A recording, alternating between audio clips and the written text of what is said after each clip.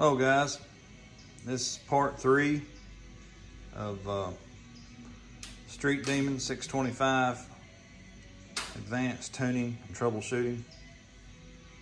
I've got it back on the car, all back together, ready to try. And there's some other things I want to talk to you about. Some stuff I searched to try to find out about off-idle stumble. And everybody said, oh yeah, it's your squirter. Okay. You adjust it by the holes, the 3 holes on the top. Okay. So I started ordering squirters because everything I was doing was not doing nothing, just wasn't helping.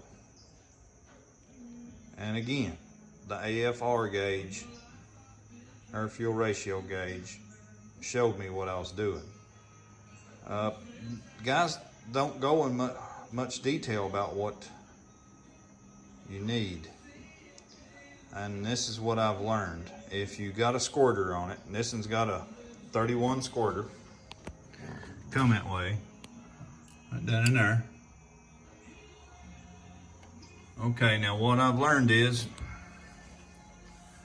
these 3 holes here, it comes in the middle one. If it's not giving it enough gas, your off-idle stumble will be like a cough, like you can tell it's starving. That's it in neutral, sitting here running, and you go, and it don't want to run. That's not enough gas.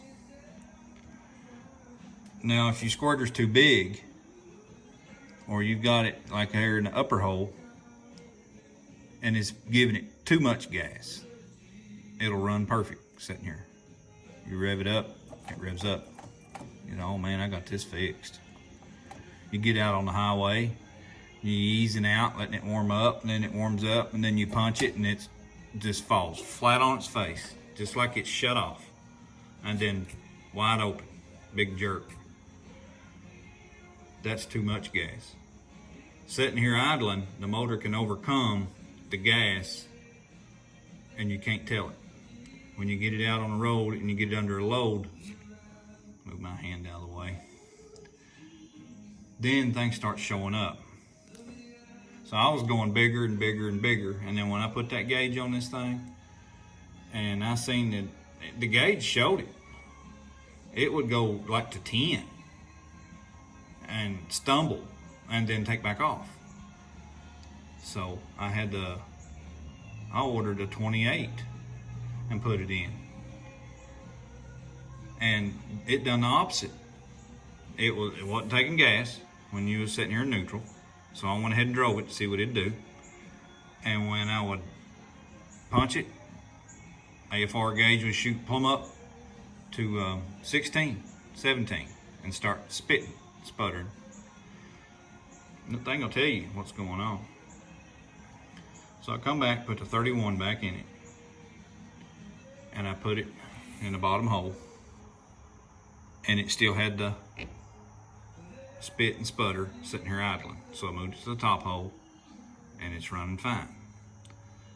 And I had 2 problems, and I was trying to figure out how to determine what it is. So this linkage right here, I took it loose, because that on this one pulls the back barrel open. Took it off. That way I'm running just the 2 front barrels. I'm thinking, if I disconnect the back barrel, just get my off-idle stumble and the front 2 working first. That's what I done. And that's when I started changing the needle valves and adjusting my arm here and my holes, and got that working perfect. Got the needles working perfect. You could punch it, she'd go wide open just like that. As soon as I hook this back up and punch it, it'd fall flat on its face. So I done some more studying, and I learned that you tighten this up to make this stronger. You loosen this up, it makes it looser. You gotta have so much tension on it, I think it's a turn. Maybe a little over, turn the quarter, something like that, before you can start. Okay, when this is tight and it won't let this open quick enough, it's putting too much gas in there. Same thing as the big needle, the big squirter was doing. So I started backing this off, quarter at a time. And my wide open stumble was getting better and better and better and better.